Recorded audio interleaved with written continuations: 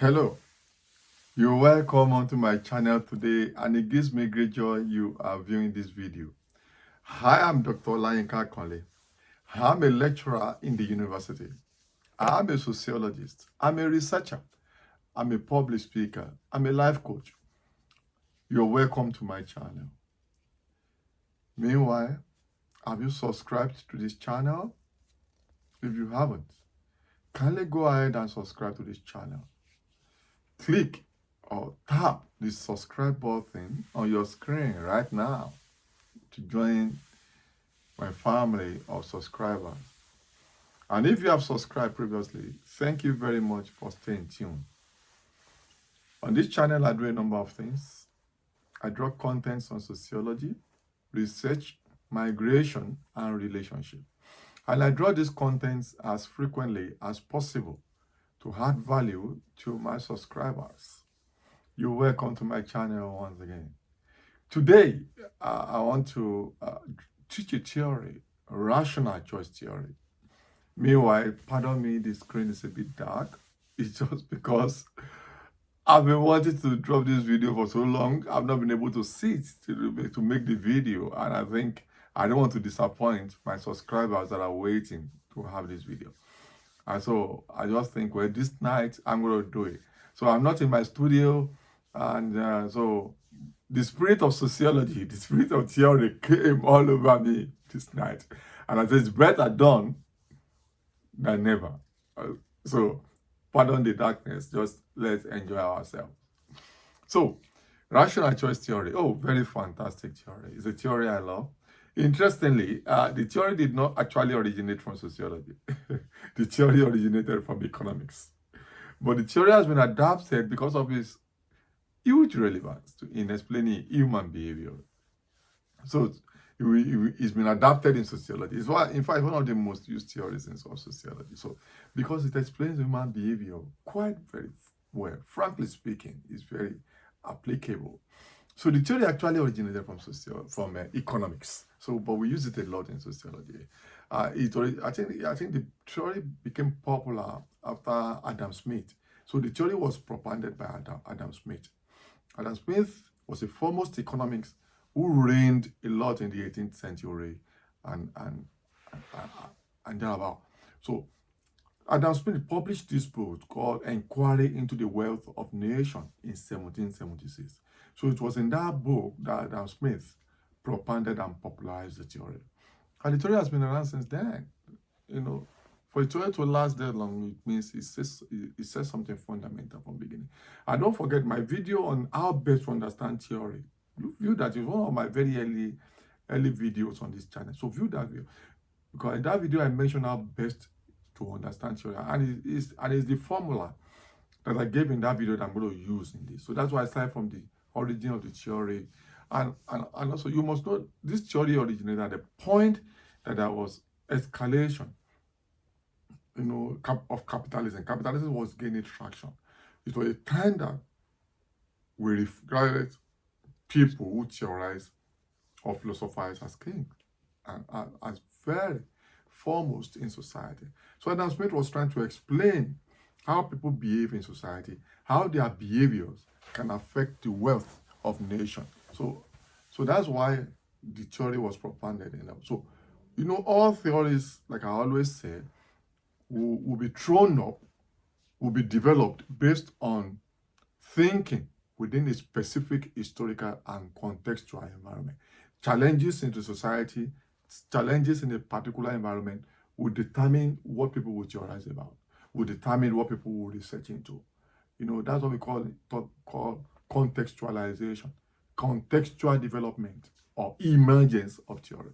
So Adam Smith was trying to theorize, to explain the realities of his time. But those things that led to the theory, actually, they're still with us today. We still want to understand people. We still want to understand why some people behave certain ways and like that. So the rational choice theory assumed the rational human beings, that human beings are rational, that human beings are selfish, and human beings seek their selfish interest in what they do. That means if you are adopting rational choice theory, you have to know that that your friend that is behaving in a certain way, maybe he has something to benefit. Or that individual that is appearing too nice, maybe he has something to benefit from this, from being nice. And that one that appears very wicked, that does not want to do anything, that does not like you, maybe that is also, maybe it's also benefiting something from not being your friend. Maybe not being your friend is also making him reap some other benefits, directly or indirectly. So according to rational choice theory, people are intrinsically selfish. People are intrinsically self-seeking. People are intrinsically calculative. People do cost-benefit analysis before they act in any way they act. So people are utilitarian. People don't act for the fun of it. There must be some benefit because human beings are very rational to achieve certain goals.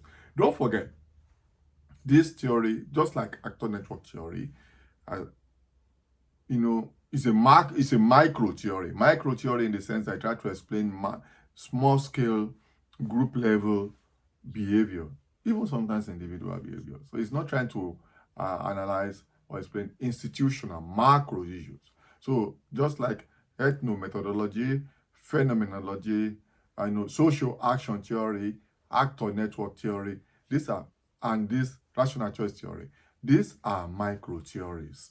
There's a video on this channel on micro and macro theories and micro and macro sociology. So view the videos for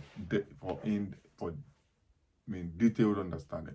So people seek their self-interest and people make decisions that will give them maximum benefits because they are rational beings.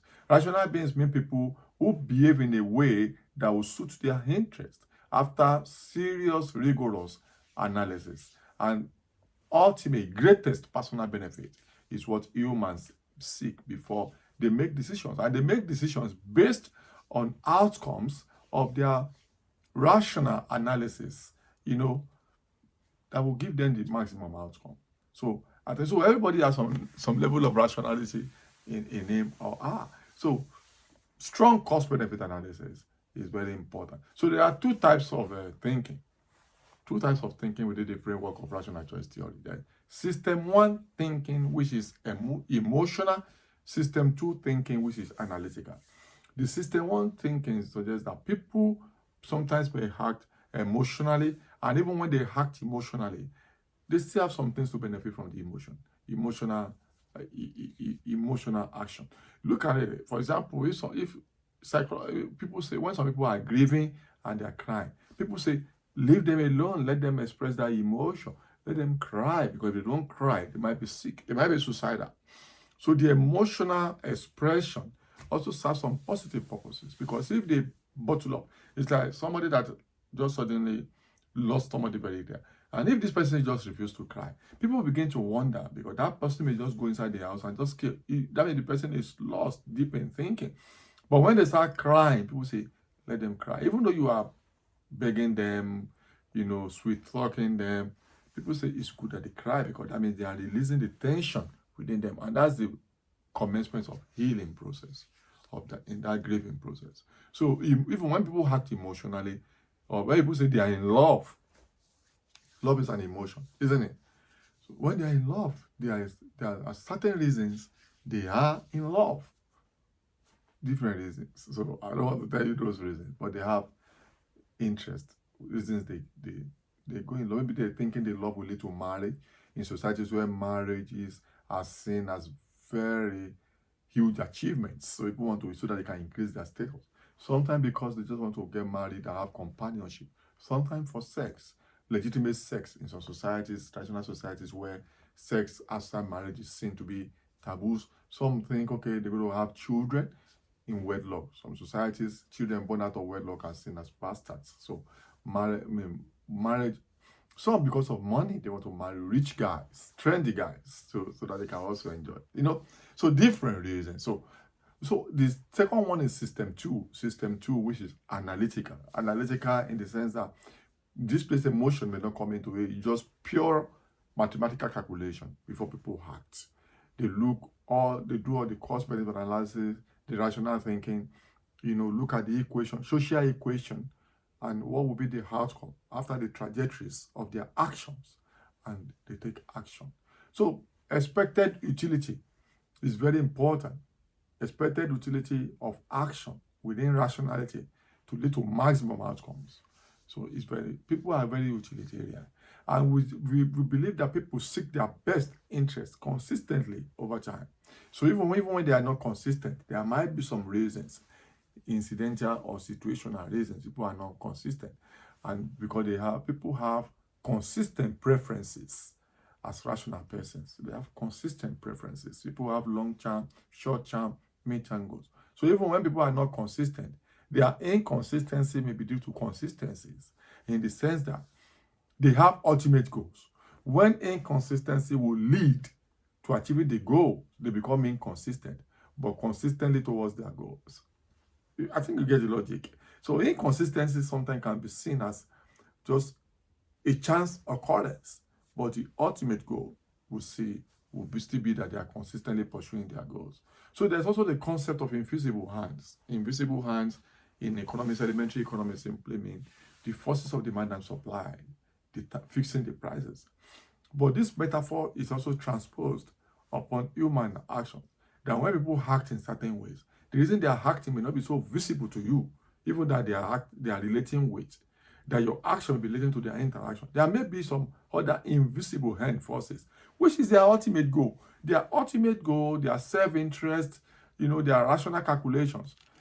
It's actually their ultimate goals, which is the invisible hands determining how they are acting. Sometimes it may be about dramaturgy.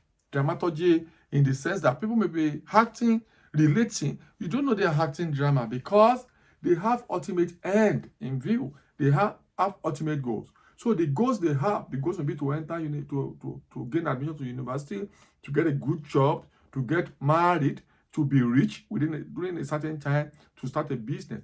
All these ultimate goals may ultimately be the invisible hands determining how they act now. Somebody skipping classes, for example, or somebody that attends classes all the time, somebody that attends classes all the time. Why is he attending classes? Definitely the person may be pursuing a very strong GP, so the grade point average, great result. Why? To get scholarship or to get a job somewhere. Or someone who is always doing certain things. This action and inaction you are seeing, there must be ultimate goals somewhere that acting as an invisible hand to moderate how this person behaves. Don't forget, I'm also mentioning this point, that Adam Smith also believed that even though people are self-seeking, people are selfish, people are rational beings, always calculating to achieve a certain goal that is personal to them. This can be seen to be personal or individualistic. Yet, Adam Smith believes that individuals seeking personal interest ultimately will form an aggregate social interest that will determine the progress and development of society. So that's your personal interest that you are seeking. I talk about networks, your action and inaction, and the action and inaction of others will ultimately form a society and ultimate normatives of that society. So according to Adam Smith, individual selfish action will coalesce, will become aggregate that would then give general social benefits in the long run. That's how nations become prosperous. So even though individuals are self-seeking, this self-seeking attitude of people, behavior of people, and the benefit they reap ultimately for individual will become collectivized in the long run to determine how the society ultimately do in society. That's why we say people should pay attention to their individual action, because social action, societies are collectivities of individual action. If a country is inherently corrupt, that country is an abstraction. It's not just corrupt. It's the individuals in that society. Individuals are corrupt. It's the corruption tendencies of the individuals that now come together to form national corruption. Isn't that interesting? So when you say your country is corrupt, watch what you are doing. You may be part of the problem. That's what rationalization is saying. When you see a rich country, that means individuals in those countries are acting and behaving in manners that are giving them riches that automatically become collectivized as national prosperity. And if I go to the work of Max Weber, you know Weber? Weber, the one that propounded social action theory and the one that originated bureaucracy. Weber also gave an analysis like this during his works, Protestant Ethics and the Spirit of Capitalism. When he was trying to theorize about Calvinism, the Calvinists, people who were practicing Calvinism at the time, they were so frugal. All they were, Weber was trying to explain the origin of capitalism and was saying is the behavior of the Calvinists in terms of conservatism, in terms of management of resources. They just save amounts wealth, they spend little or nothing because they live frugally. It's the individual prosperity that led to the boom in society that led to the development of capitalism. Individual frugality, individual Calvinist frugality, and very serious work ethics, Protestant ethics, and the spirit of capitalism. Strong work ethics, strong values, absence of consumerism led to massive accumulation of wealth that led to capitalism, according to Weber. You could see a relationship between the Protestant ethics and the spirit of capitalism that Weber used. You can see a semblance or resonance in the work of Adam Smith when he's not talking about individual selfish interest and accumulation of and aggregation of this self-interest becoming prosperity of nations. Can you say that's how to explain theory? You can use one theory to explain the other. Don't mind me. So you can use one to. That's how to be a fantastic scholar. Actually, you can use one to explain the other and then balance it. You see, so that's it. So there's the concept of invisible hand. Like I mentioned, there's the ultimate goal that you do not see that is moderating how people are behaving. So the rational actors ultimately will benefit society when we collectivize all this their self-seeking behavior. So, and this is good for this theory is good for understanding individuals, understanding small groups, and understanding society ultimately. So what are the main arguments of this theory? The main arguments are basically four. Number one argument is that this theory assumes, every theory has assumptions, assume that everybody in that society has perfect information. You cannot analyze, you cannot do cost-benefit analysis without information. So the assumption is that people as rational actors have necessary information to analyze and act in certain ways per time. Number two is the fact that people always consider pros and cons before they take decisions. People do cost-benefit analysis and they act when it suits their best interest and will bring the greatest outcome. Number three, people respond to incentives. When there is incentive, when their action will be incentivized, they act. When there are no incentives, they don't act. That's why in law enforcement, people look at motives. Why will people act like this? What are the incentives accruable to this certain action? So that's why security people use this a lot. So incentives are very important. I would believe that people also act consistently based on their cost-benefit analysis towards achieving their goals.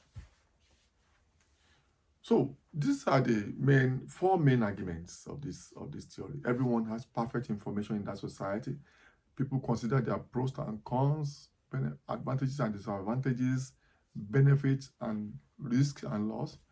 Huge risk analysis is involved. People do calculated risk analysis before they take action. And people respond to incentives. If their action will be incentivized, they act. So you have to ask questions.